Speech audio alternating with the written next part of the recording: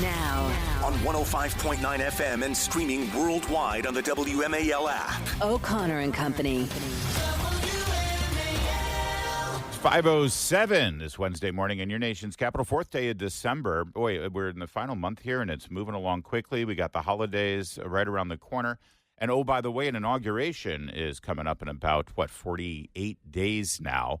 Thanks for tuning in here. Since last we spoke, we have a potential coup developing in South Korea that, of course, affects our military since they train and serve shoulder to shoulder with the South Korean military. What's going to happen there?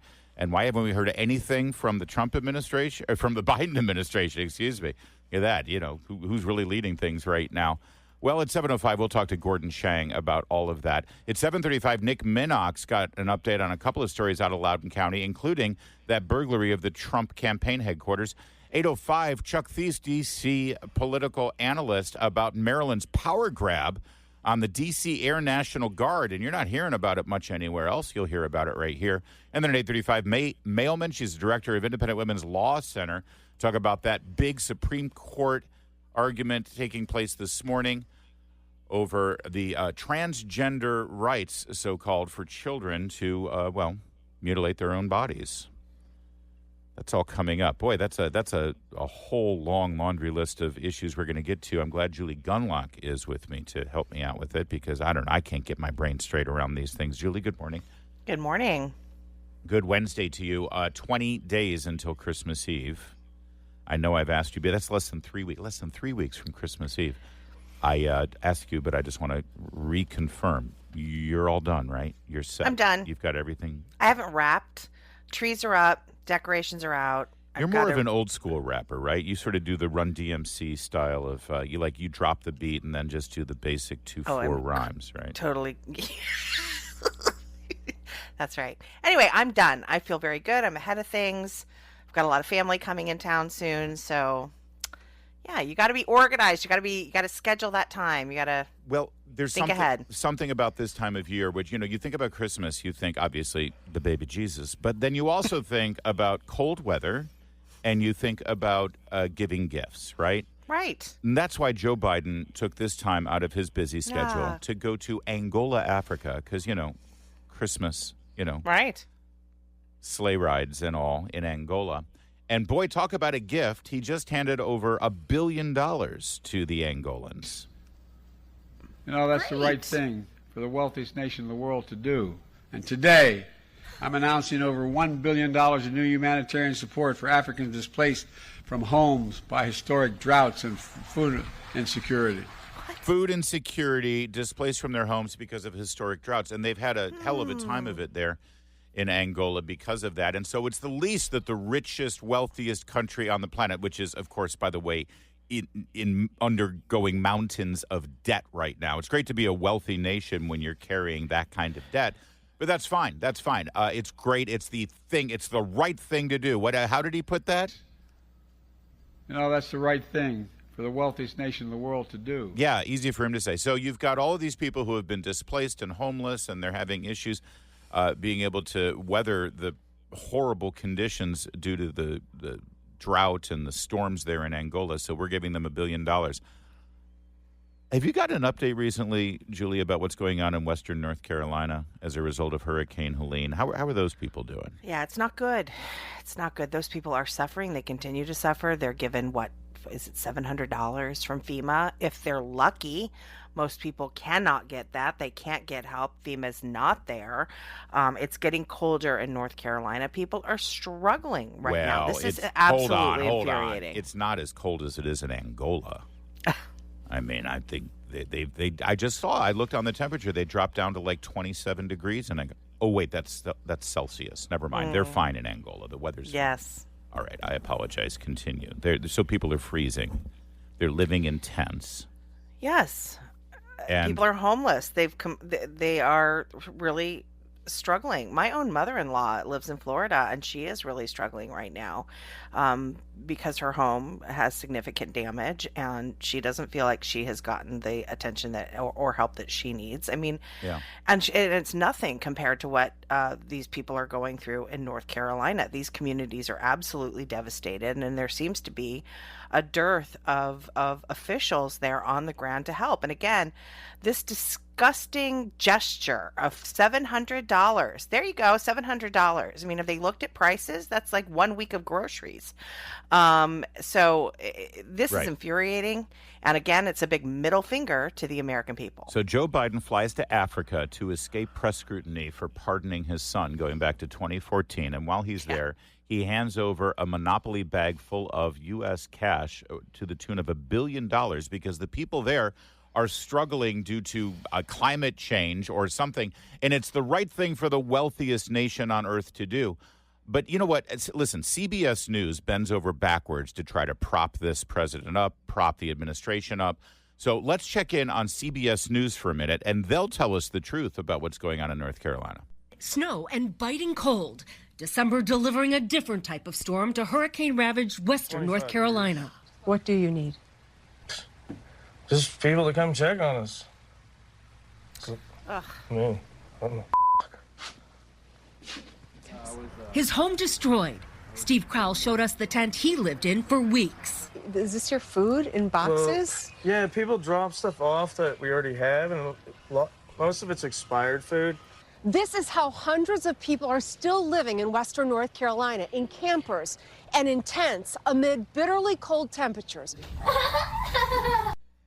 Now, I turn to CBS News because they have probably led the way in propaganda, helping to prop up this administration, prop up the Harris campaign, and slime and slander the incoming Trump administration. And even CBS News had to tell the truth about the horrible conditions. Also, one thing that you can't catch on the radio, but I'll tell you what I saw as I just observed the video. When they panned out and showed this man's devastated home from the storm and the little camper that he's living in and the tent that is right next to the camper that many of his family members are living in, right in front of that broken down, storm-ravaged home was a Trump Vance sign. And, of course, we already know the stories about how FEMA purposely avoided any homes and any residents that were supporting Donald Trump. They weren't getting any visits. They weren't getting checked on because of their political affiliation. And one has to wonder if the Biden administration and the Democrats who are running FEMA right now have just decided, screw Western North Carolina. North Carolina went for Trump by, 3 points in this election? They had their chance. Now go ahead and let them freeze to death in their tents. We got any extra money laying around here? Oh, let's send that to Angola. Let's send that to Angola. This is disgusting. Absolutely disgusting. Yeah, it really is. And you heard that man, his voice breaking up in that I had to walk away. He was struggling. And this is the reality for so many North Carolinians in an area that was supportive of Trump. And that is no coincidence. We know that now. It's 5:15:16. WMAL. Making sense of the news. Live. From the Home Paramount Pest Control Studios. Home Paramount, the leader in pest control since 1939. You know, that's the right thing for the wealthiest nation in the world to do. And today, I'm announcing over $1 billion in new humanitarian support for Africans displaced from homes by historic droughts and food insecurity. We know African leaders and citizens are seeking more than just aid. You seek investment. So the United States is expanding our relationship all across Africa, from assistance to aid, to investment to trade, moving from patrons to partners, to help bridge the infrastructure gap. Pathetic, empty shell of a man pretending to be president.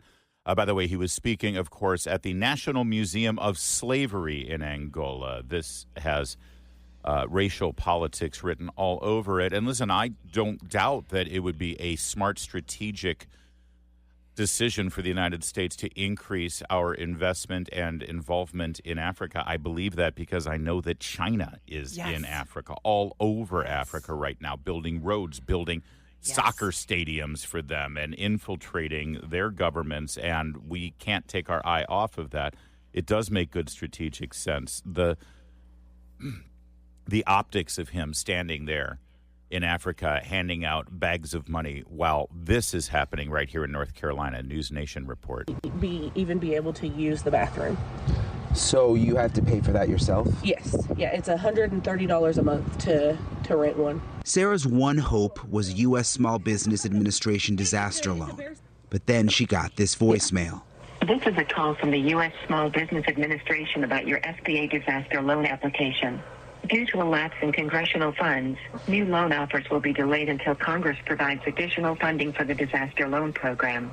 Do you like that? They're blaming Congress on it in their voicemail. Sorry, can't even look at your application right now because Congress, those Republicans, can't get their act together. That we've got $1 billion sitting there, and Lord knows administrations have been able to move money around from this department to that department for whatever reason if they need to. But there's no will. There's no interest in it. They're still playing politics. Playing politics with that woman's life who has to spend over $100 a month so that her family can go to the bathroom at an RV park. You know, the U.S. investment in Africa, while it is important and it is meant to counter China's influence, it isn't just $1 billion. Apparently, the U.S. committed $3 billion for a railway corridor redevelopment. So the U.S. is entirely funding this by the tune of $3 billion. There's another $3 billion, Larry, laying around that is now going to Angola instead of, and again, when you hear that recording, where they're saying lack of funds. Yeah. And the American public and North Carolinians who are freezing and living in tents have to read about $3 billion, now $4 billion going to Angola instead of being redirected to an emergency that's happening within the United States right before Christmas. Yep. Yep. It is monstrous. And as the new administration starts to take shape and they start putting their policies together, anytime President Trump says something about, can we take care of the people in this country, or can we maybe rethink the money that we're spending there and there and there and all around the world, I keep hearing from all the smart set here in Washington, and many of them who still call themselves conservatives. Oh, he's an isolationist. He's abandoning he's abandoning our allies. And he's like, no, this is what America First means. It means literally. It's funny. We've all been on an airplane before, right? Yeah. And we've all heard, we probably don't even pay attention to it anymore, when the flight attendants stand in front of you and they do the thing with, here are the exit doors and here are the little plastic Dixie cups that fall down from the ceiling if we lose pressure. But you should pay attention because that does happen sometimes, and God forbid it does. You want to be able to, and what do they always say? What do they always say? Always affix your mask first before you attend to your children. And I remember when I first became a parent, I was like, no, I'm going to take care of my kid first, and then I'll take care of myself. And my dad, actually, I had said that to him one time, and he said, no, son, you don't understand. You'll pass out. You will die. You will not be able to be there for your child. Your kid will be fine. You'll take it. But if you can't take care of yourself, then there will be no one there to take care of your child. That's America First policy. We are not taking care of ourselves right now. We are not taking care of those who are in need. And I think it's complete. In fact, I know it's all politics because the Small Business Administration's voicemail is blaming Republicans in Congress for it. It's blatantly obvious politics. Yeah, let's not forget what Biden's first love is. Biden's first love is foreign policy, right? He was bad at it. He's bad, terrible. At it, yes. He's a disaster. But this was his first love. He was chairman of Foreign Affairs Committee. He loves to talk about all the people he knows and all the influence he has and all the things that he pretends to do. Yes, like Ukraine. So this is, I say this is a big middle finger to the American. It is. Mm-hmm. And it's a man who doesn't care about his legacy, or he thinks his legacy will be foreign policy. So he's going out with this $1 billion gift to Angola sort of as the cherry on top of his years of public service. Yeah, there's a little bit more. I already showed you CBS News, News Nation. Here's Fox. It is rough here, Bill. 25 degrees. The snow is coming down. 2 months after the storm, there are still 5,000 families in temporary hotels or inns. With Christmas coming up, Pinky Anderson said it's tough to explain to her daughter what their situation is. She asks me every day, Mama, are we going to be in our home for Thanksgiving? No, honey. Mama, are we going to be in our home for Christmas? I don't think so. So, yeah. Meanwhile, the President of the United States, once again, in Angola yesterday with the big announcement. And we're using our own voice to increase Africa's presence in the UN Security Council at the United Nations. That should happen. You can clap for that, folks. You should be in there. God. He had his please clap moment there. Yes. On the United Nations. He wants to make sure that the people of Angola have a voice at the United Nations. And meanwhile, the people in his own country in North Carolina have no voice. We're trying to amplify it as much as we can. It's 5:23. Now. On 105.9 FM and streaming worldwide on the WMAL app. O'Connor and Company. It's a great Wednesday morning in your nation's capital. We're doing our best to keep a smile on our face despite the news cycle that sort of whacks us in the face now and again. So keep it here, and we'll charge through it with you. Coming up at 6:35, Cal Thomas. 7:05, Gordon Chang on a latest South Korean update. 7:35, Nick Minnock. Some updates on some stories burbling out there in Loudoun County. 8:05, Chuck Fees on a little discussed story about a Maryland power grab from D.C., over the fight for a new stadium for the Commanders. We'll explain. 8:35, Mailman, director of Independent Women's Law Center, talk about today's Supreme Court battle over the right of the state of Tennessee to be able to keep children from being mutilated. I know. It's hard to describe exactly what this argument is all about at the Supreme Court today, Julie. We had Chloe Cole in here yesterday. She's an outspoken advocate to protect children. She was one of those children who was mutilated.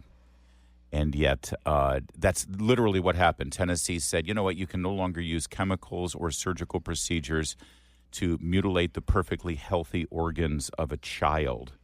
And, How dare you? And the ACLU is fighting that all the way up to the Supreme Court. Those arguments held today. We'll give you an update on it. Meanwhile, the Trump transition continues to move ahead, full steam ahead. Pete Hegseth, the retired major from the United States Army and now Fox News host, after doing incredible work with Concerned Veterans of America and other great organizations to help give voice to veterans and active duty military, he's now facing more anonymous allegations about his behavior at Fox News. NBC News has this completely, totally anonymous sourced report that say former Fox employees say that he would often come to work with alcohol on his breath, and his drinking concerned his coworkers. This is after other allegations of womanizing and of so-called sexual battery for an incident that happened in California. That, yes, a police report was filed. If you read the police report, it is bizarro land and does not hold any water, which is, by the way, nobody pressed charges in California. Even district attorneys in California who are not known for their judicial circumspection said, yeah, there's nothing here. But that doesn't matter. They're trying to kill this nomination in its tracks. Now, what's interesting to me about these charges against Pete Hegseth, as far as I'm concerned, number one, again, all anonymous. And at the same time, there are dozens, well, maybe let's say a dozen, Fox News employees who are willing to put their name and reputation on the line by saying, this is bull. I worked with Pete Hegseth for years, and I never saw anything like what's being described in NBC News' report. So who do you believe? The people who are speaking off the record and anonymously to NBC News, and NBC News, of course, has an agenda, or do you believe the people who have worked with Pete Hegseth who are willing to, and I'm talking about people like Will Cain and Lisa Booth and Nicole Sapphire and like a ton of people, Patricia Ramos-Duffy, no, not Patricia, I'm sorry, Rachel Ramos-Duffy, who say, hell no, I've worked with him for years. And one other thing, if I could, Julie, the bulk of his work was done on the morning show at Fox News, Fox and Friends weekends. He was a morning guy. Speaking as a morning guy, this is a challenging job to do in and of itself. To do it intoxicated, I can't even imagine. And your coworkers would know it. Yeah, I've done it intoxicated a couple times, and it is difficult.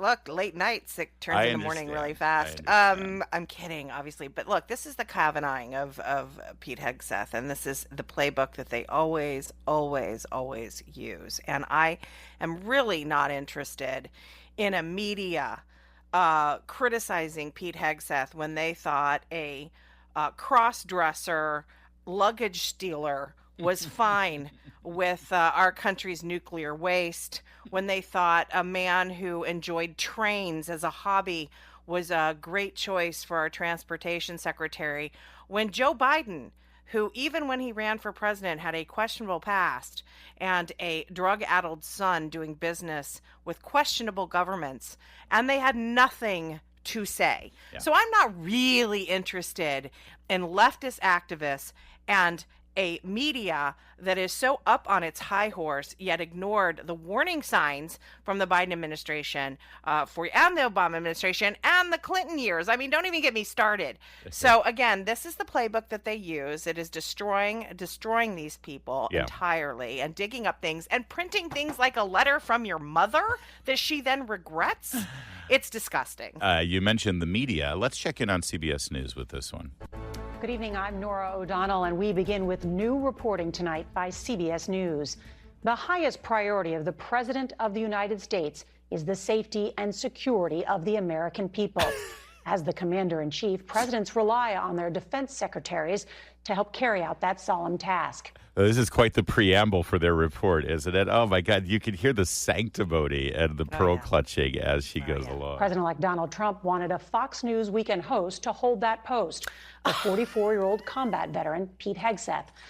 Listen to that. So already, basically, how dare you pick a Fox News weekend host for this critical position?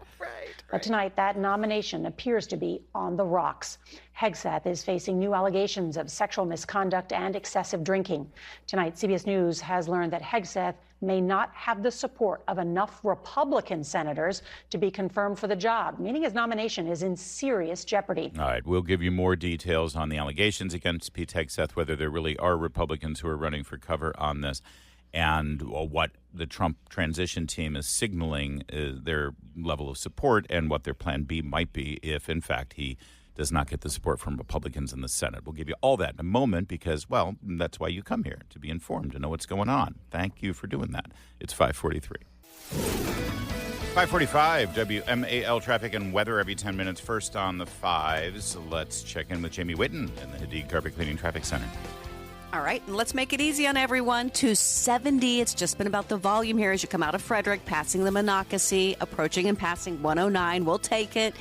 Good shape right now, Baltimore, Washington Parkway, and 95. It's Virginia, where we're struggling. Number of problems. Let's start first in the Hybla Valley area. Still watch for police with the crash on Route 1 at Beacon Hill Road. Manassas, northbound 234, Sudley Road. Just before you get to Lowman Drive, traffic was being diverted onto Portsmouth Road because of crash activity there. Water main break on Little River Turnpike just east of Braddock Road. One lane gets by in each direction. Now from GarageDoorRepair.com, the WMAL Stormwatch 7 forecast. Well, one more quiet weather day, albeit cold, before our next weather maker arrives tomorrow. That'll bring some big changes. So take advantage of the relatively quiet weather today. Freezing cold this morning with temperatures in the 20s. We'll get into the mid-40s this afternoon, and temperatures will be in the 40s and into the 30s through the evening and overnight hours. We stay above freezing as we track some wet weather early tomorrow morning for the morning rush, then turning windy.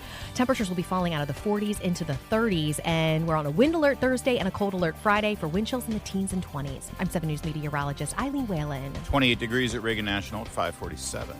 WMAL, making sense of mainstream media because the double standard is real. Download the WMAL app to stream us for free. Yeah, the double standard is real, all right. I do love the Republicans clutching their pearls in the Senate because Pete Hegseth, all of these, again, unfounded, anonymous allegations. You're 100% right that this is the Kavanaughing of Pete Hegseth. They're all concerned about all of this. But meanwhile, Lloyd Austin, our current Secretary of Defense, literally was missing in action because of a medical issue. while members of our military were engaged in combat overseas, and the number 2 at the Defense Department was in Puerto Rico and had no idea that the Secretary of Defense was undergoing a medical procedure, and yet they're like, oh, it's fine. But Hegseth, I read at CBS News that an anonymous Fox News employee. But here's the other thing. I thought we're not supposed to believe anything that comes out of Fox News. I thought Fox News was lying right-wing propaganda, but if you're an anonymous associate producer in New York and you want to talk to your friend who works at NBC News and say, well, I heard he's been drinking a lot. And just full disclosure, I have friends at Fox News. And to be honest, I want to be completely honest. I have heard things about Pete Hegseth and his conduct at Fox News. None of it having anything to do with drinking. All of it having to do with him being a major flirt with women, and sometimes inappropriately so. I'll be honest about it. It's true. That's all well before he met his current wife. And so, but yes, if you want to ask anybody about the book on Pete Hegseth, if there's any sort of skeleton in the closet, it's that. That he was a guy in his late 30s, military veteran, good-looking, and, yeah, he was pretty flirty with some of the girls that worked there. Nothing about booze. We have significant, sobering, scary problems in our military. Not the least of which is recruitment. No one wants to, unless you're transgender, and now you can get, because of the Obama administration, you can get free transgender surgery. Okay. So you got a bunch of, mentally ill people running around in the military in leadership positions. Yeah. Okay. So we've got a recruitment problem. And that adds to the reason why many people don't want to go into the military. They don't want to be led by these weak people. But you've also got retention problems. You've got some significant problems with the morale within the services. The people in the military right now don't think that our military is there to kill our enemy and break things, and they think they're there for many other reasons. We are not hiring someone to, direct AA programs or do marriage counseling. We're putting someone in place who knows the military and can clean it up, and that is legitimate reason to have Pete Hegseth in that role. Listen, when I heard it was Pete Hegseth, I raised my eyebrows. He wasn't on anybody's list. I mean, is he going to be the SecDef? It's like, obviously, it's an out-of-the-box thing. But guess what? It's the president's prerogative to nominate somebody who's out of the box. His resume suggests that he could do the job. His passion for doing things for our military and people who are rank and file seem to be supportive of it. The people who are against it are the same people who are the problem with our military right now. As far as I'm concerned, they haven't found anything that should spike this nomination. It would be so nice if the media said, why is our military in the dumpster right now? Yeah. What has led to these recruitment, retention, and morale problems? What has led to the problems? Why is it that our soldiers are overseas deployed right now, even though the Biden administration denies it? Why did these problems happen, right? Instead, they're focused on someone who doesn't even have the job yet.